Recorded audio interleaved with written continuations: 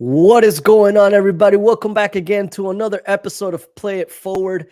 Today we have our dear friend Merrick Harding from Yellow Speed Performance. He is the media director of that awesome company. Veteran, Army veteran. Um, Very cool dude. We've been talking behind closed doors and kind of getting to know each other a little bit.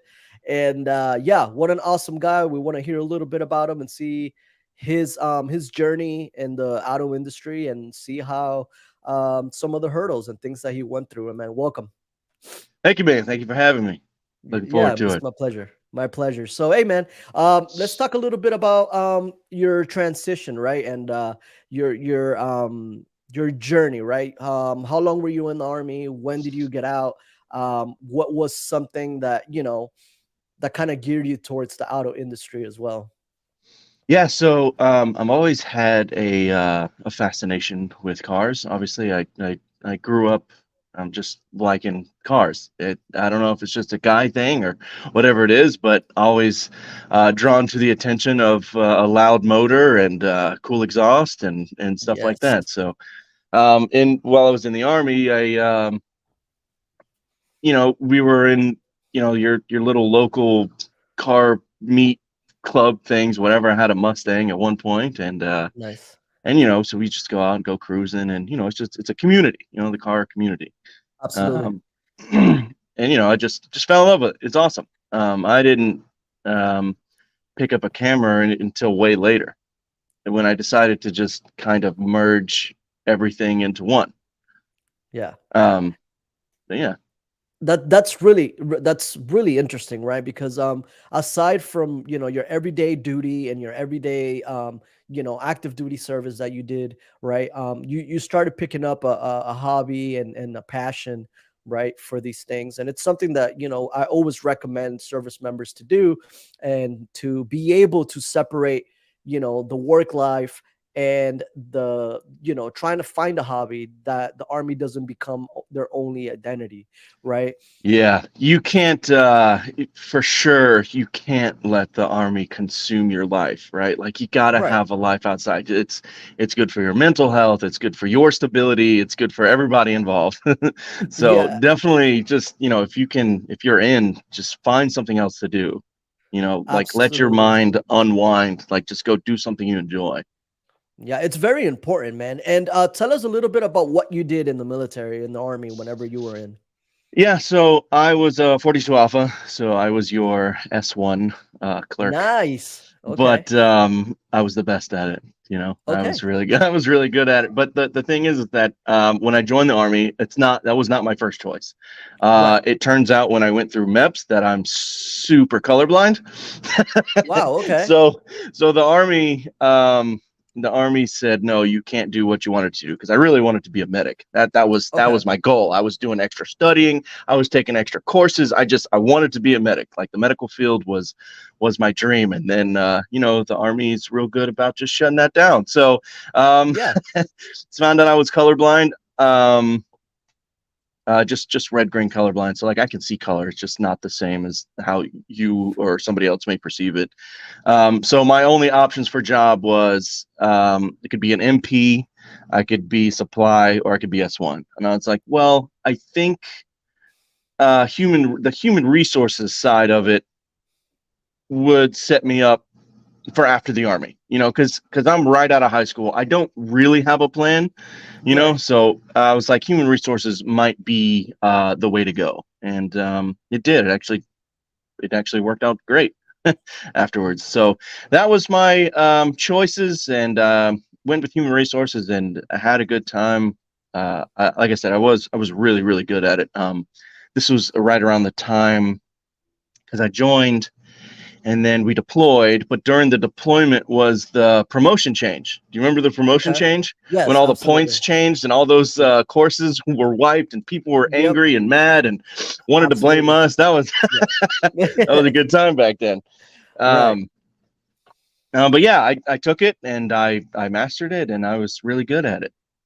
Yeah. That's great. What would you say that's some of the skills, right? That you kind of developed, because I strongly believe that most people that join the military or the army, and service members already come in with a set of skills that they're just not aware of, right? But the Yeah. military just kind of like sharpens those skills in order to make you the leader that you were in the military, or the person that you are now. How did those skills help you in your transition, right? And what are some of those skills that you used in the military that you still apply in your everyday life? I think the biggest one out of all of them are social skills. I Okay. was not an awkward person in high school. I was not, I would always love to talk to people, and I could talk to people for hours about nothing. Yeah. If we want to talk about that piece of paper that's right over there, we can do it. Right. I guess that was the skill that I knew I had, but didn't recognize it, if that makes any sense. Hmm. And when you're in the human resources side, when you're in S1, you have to deal with all kinds of people, Right. whether it's sergeant majors or lieutenant colonels or whatever, or all the way down to, fuzzy privates. Like you can't, Right. you have, like, there's a way to talk to certain people, and you have to be able to turn it on or turn it off. Um, so I think that helped. And then, I was in there for 6 years, um, 6 years fully into it. And, I think that really helps. That helped me after the army, because when I decided to pursue this journey that I'm on now, Mhm. it really comes into play. And we can jump and dive into all that stuff, but like basically you got to know how to talk to people. Yeah. And if you don't have that basic skill, gonna you're gonna struggle. You're You gonna struggle. yeah, it could be a very challenging part for a lot of people. The networking portion of getting out of the military. It's very difficult for a Yeah. lot of people, right? Like we said, right? Because the military kind of it kind of becomes a almost an identity, a way that you carry yourself, a way that you Yeah. address people, a way that Yeah. you do a lot of different things, and you kind of forget, that people are just people, right? And Very true. You do kind of get you put the blinders on, and at some point in your career, and if you say this has never happened to you, you're lying. But like you get that perception of, oh, you're just a civilian. You know what I yeah, mean? Like you right. do get that. Whether it's right or wrong, eventually that, I don't want to say brainwashing, but that way of thinking is just kind of there. And you Mhm. have to be able to, turn it off when you get into the civilian world, because you no It's longer, yeah, You're right, not part of it anymore, and right, that's understandable, right? And it's no one's guilty of that, and nobody. I don't believe that people do it on purpose. It's just yeah, sometimes we do that, right? And hmm, during your transition, man, right? And your the period that you decided, okay, I'm gonna get out of the army, I'm gonna pursue whatever it is that you were gonna pursue. What would have been some like assets and uh resources that you could have used that would have helped you while transitioning out of the military? well, my situation was a little unique. At one point, and I don't know if the army still does this, but at one point the army had too many people. So they Okay. were trying to incentivize people to get out, and they were running a program that if you could get a job within 6 months of your ETS date, that you could get out 6 months early. And I was, and Right. at this point in my career, I had had enough. I was ready to go. Okay. Um, but that's what I did. So I was applying for all kinds of jobs, and I ended up getting one. Ended up working for the Department of State, which was really cool. Nice. So from government to government. So I knew I still had to carry myself with a higher standard, um, but it was still along the lines of what I've been doing. It was talking to people, doing your finance, doing all that stuff. It was all Hmm. whatever. But yeah, so as far as transition, I didn't really have any time to transition, because the way that everything fell, I was under a lot of pressure with the Department of State to get out, because they had already agreed to hire me at this point. Okay. And so what they did was they put my start date as close to my ETS date as possible. So I literally cleared the Army on a Friday, started that job on Monday. Wow. And this was a That 3 hour is difference. So wow. Georgia, and I ended up moving to Charleston, South Carolina, which is my home, which Okay. was really nice. So I had a place to stay and all that stuff. But yeah, it was wild. I didn't even get a chance to enjoy life outside the Army. I went straight to work, but Right. got to pay the bill somehow. Absolutely. And would you say, for military personnel now and transitioning service members, we are now allowed to do something similar to what um, you did, right? It's called Skill Bridge program. It's a program that allows you to get internships on the way out when Oh, 6 months out from your ETS date, right? So okay. would you feel that that would have helped you, right, during that transition, right, to get your feet wet, understand how the civilian world like kind of works, and kind of climatize a little bit? Yeah, I think so. Now, I don't know much about that program. I don't know what's all involved in it, but I would say that if your mind was made up to get out or to do something else, and then there was a program like that to, maybe it would have made it to where I wouldn't have had to get out on a Friday and start on a Monday right away. Maybe it would have, eased my way into it. And yeah, that definitely could have helped. Um, but at the same time, and I don't know if you've seen anybody go through it or anything, but does it make people complacent? Does it make people like, oh, well, I'm getting out anyway, so I'm not going to do the Army stuff anymore? Have you seen any of that? Or So the whole program kind of allows you to have internships, right, with hmm these companies. So essentially, you're basically hired under a different company, and this is what Seven Eagle Group does, right? hmm So you essentially get hired under that company, and they help you find a job in the civilian sector that will oh, take that. So it really is very helpful for a lot of transitioning service members, especially that kind of don't have that middleman to be able to find that job. Sometimes it could be yeah, difficult translating a NCOER or a counseling package to a resume, and that's yeah, why it's so important to have someone in your side of the court trying to cheering you on and helping you while you're yeah, transitioning out. And tell us a little bit about what you do now, right? Because I mean, yeah. you have great content. Okay, Thank you, man, your pictures are beautiful. thank Okay, you. and I'll post it later on my media so you guys could check them out and stuff. But tell me a little bit about how you got involved in this whole drift world and all that. So it seems like quite the journey.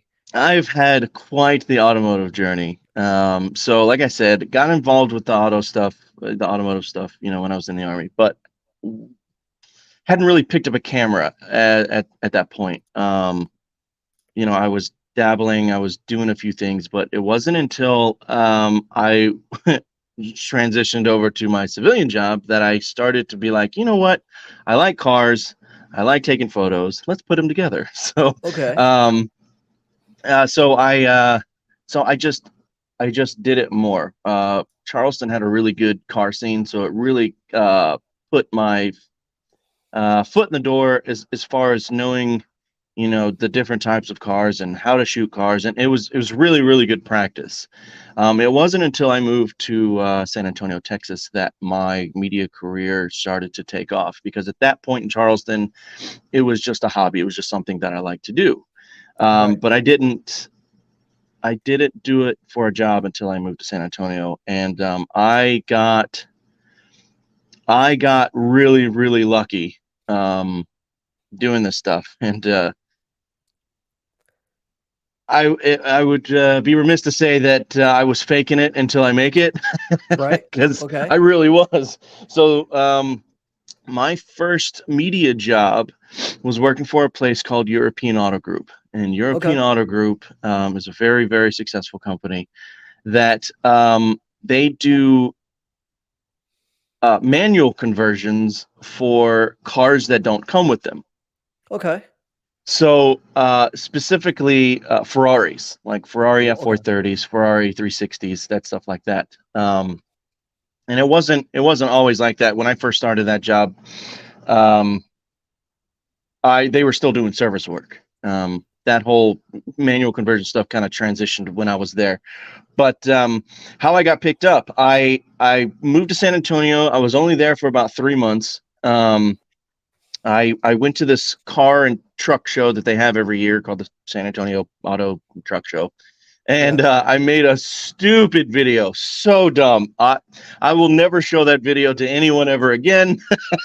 It's very embarrassing of what it was. But anyways, I made this stupid video, and they it captured their Ferrari that they had at the show, and I posted it online, put it on Facebook, put it in the San Antonio Car Meets page on Facebook, and then all of a sudden I got a little message. Hey, we're trying to do a rally. Would you be interested in coming to cover it? And I'm like, yeah, sure. I jumped on it. Yeah. I Sure. didn't really know what I was doing, Mhm. but I was like, sure. I could fake it a little bit. Right.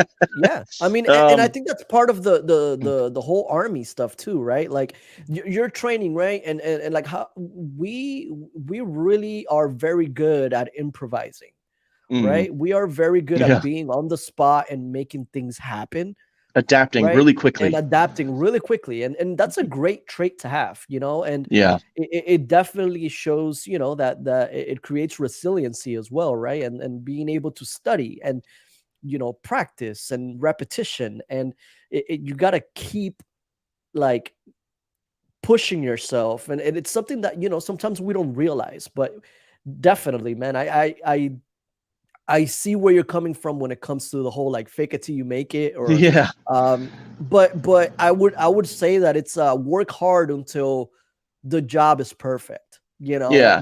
Now You've I was doing some side work at what is this, 2017? The whole YouTube and the vlogging thing was a right. big deal at that point. And at that Mhm. point, I think Logan Paul was the biggest guy, and that's who Right. everybody was basing themselves off of. And I ended up getting some video work as a videographer for a local YouTuber here in San Antonio. He goes by the name of Okay. Justin Bravo, and we Okay. connected on some things. And so I wasn't out of practice, but at the time, YouTube was the thing. Like that was what we needed to do. And when I finally got the call from EAG and went over there and talked, I was like, hey, you know, let's do a YouTube channel. And they're like, no, I don't know about that, blah, blah, blah. And I'm like, okay. I was like, well, just think about it. It's like, you guys are being funny, and you got some little shenanigans going on back here. I think it would be great content. I think it'd be awesome. Plus the Right. cars that you're working on, right? Right. And they're like, nah, I don't know. Um, so we had our first meeting, and that's when I brought it up, and then about 2 weeks later they gave me a call and said, hey, we're gonna have another meeting about this rally thing. We pick you, we choose you. I'm like, okay, cool. So we go up there and have a conversation, and then once again, here I am. Hey man, hey, we should do some YouTube. We should do something. And they're like, I don't know.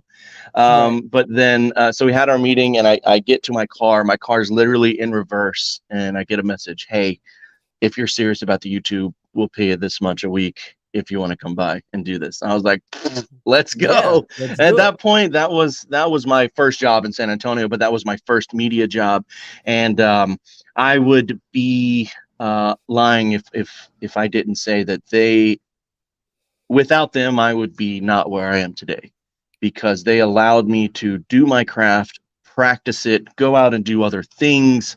Like they're the ones that shaped me into the content creator, or the media guy that I am today, for That sure. is that is really like really cool, man. Because something that we also need to keep in mind, and I want to bring awareness of as a veteran and transitioning service member, is that it's okay to start small, right? It's Hmm. okay to be able to get your foot on the door in a good company and work yourself up, just how you did in the military, right? Everybody Yeah. expects all those great salaries, and I'm sure that a lot of them deserve it. and they do have the skills, and they do have the the necessary, potential to be able to make that money. But it's okay to start from, the bottom, and work yourself up, and show your worth, and show Yeah. how, you know how you could improve that company as You know, well, and right? and it was, they took a chance on me. They took a chance. They didn't know what they were getting themselves into. I didn't know what I was getting myself into, and Yeah, it all worked out. We went places. We did some things, like we did really, really cool stuff, and I that was is there to awesome. capture it and put it together. We had a very, very successful YouTube channel. We got to do things with all kinds of automotive, content creators that were way bigger than us, and it was an awesome, awesome experience. Like, I'll never forget That EHE. Like, is that they're is great. That is great, man. And I want to ask you something. you know If you were to give some advice to any transitioning service member or any veteran trying to get into the auto industry, what would it be? Hmm. Connections, connections, connections, connections. I wish it wasn't that way, but unfortunately, that's how it is. If you want to go shoot for a big automotive company like Slammed Enough or a Clean Culture, you got to know somebody. I mean, you got to have Yep. the skill, but you got to know somebody. If you want to do stuff like I do, like Formula Drift, you gotta know somebody. It's not, you know, it's really just connections. You It's got to know really the right people. It's not how many people you know, it's who you know. And unfortunately, it's that way. It's because especially now, with your cell phones that can zoom up to 200, whatever, yeah, and see to every speck of dust on the car. I mean, the competition is stiff, and everybody and their mom is a photographer or a videographer right. now.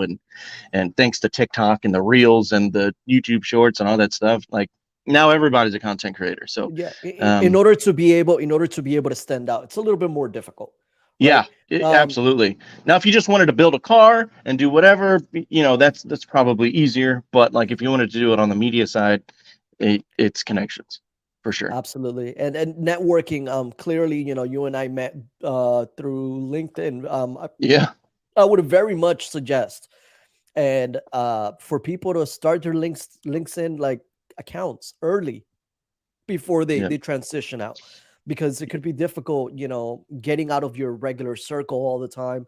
But start reaching out to the niche that you're trying to get into, get hmm, involved in the community. um as we are right now. I mean, we're trying to do this, automotive um portion of Seven Eagle Group right now. And being able to make connections like this, it's not only exciting, at least for me, right? It is actually exciting to meet someone that's talented like you, for example, and hmm, that has, numerous people that you also connect with. But it's important just to hone in those skills, to those social skills we spoke about a hmm. few minutes ago, right? Yeah, And yeah, 1,000%. You gotta have it. You gotta know how to talk to people yeah, for it's definitely, connections.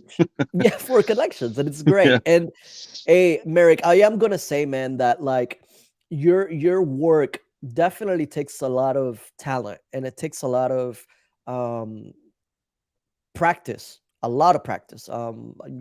We spoke previously, that I Hmm, do some photography myself and stuff, but, like, the caliber of photograph, that you take are insane. Like, thank you. how did you work yourself up to that level of skill, besides obvious, repetition and, you know, uh, like, So, the most important thing. So, repetition is obviously a thing, and starting at the level that I started, which was zero.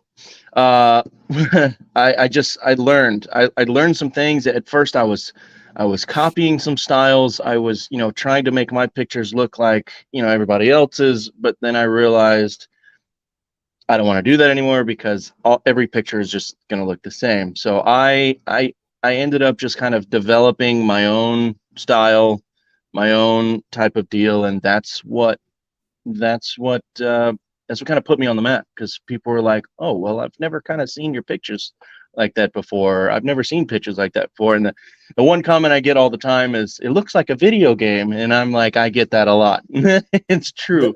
it's great. I mean, the level of detail that are in some of your work, it's really outstanding. I would But encourage everybody to go and check them out because it's wallpaper worthy for like their thank you. computer, right? Thank you, man. And My train of thought, my way of thinking was like, okay, like if I was paying somebody $200 for a photo shoot, right, of my car, mhm, do I want something that where I could just go buy a camera and click it and have the same photo, or do I want something that truly stands out and that's truly edited and that's truly different?